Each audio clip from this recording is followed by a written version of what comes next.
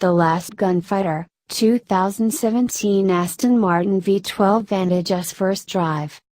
Here's a deliciously subversive thought for you: stats are ruining enthusiast cars. We use them to rank the latest models, critique them, and deify them.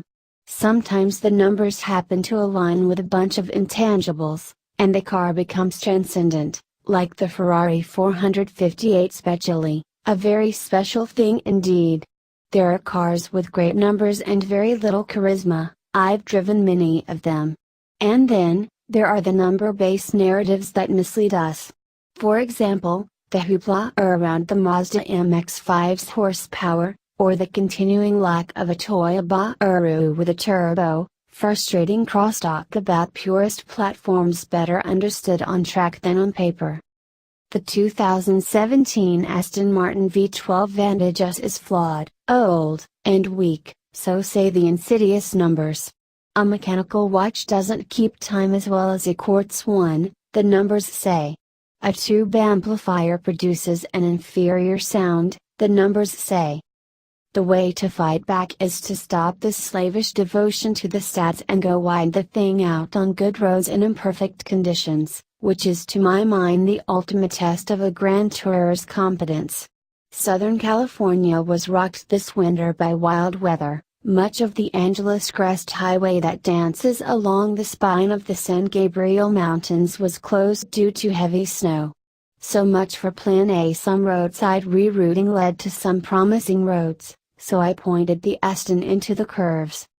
The V12 roar is a profound part of this car's appeal. Uphill and building steam, the Vantage is a symphony's brass section playing the sounds of wolves on the hunt. Downshifts yell and snarl like a pack crashing through the underbrush in search of prey. Under deceleration, it sounds like lupine static, unearthly and resonant. Wound out, it's a frenzied whir. Every stab of throttle brings an immediate response, sound and acceleration in equal measure. If you have even the barest appreciation of joy, you can't stay out of the throttle. This is soulful, warm, analog, but merely honest rather than consciously retro. There's nothing here trying to simulate an authentic experience. It is an authentic experience. It's all right there, under the long and delicate hood, 12 cylinders displacing 5.9 liters. And inside the cabin, a 7-speed manual gearshift lever that moves through a dogleg pattern. This watch requires winding. It's a tactile experience that the quickest, most sophisticated dual-clutch automated manual can't touch.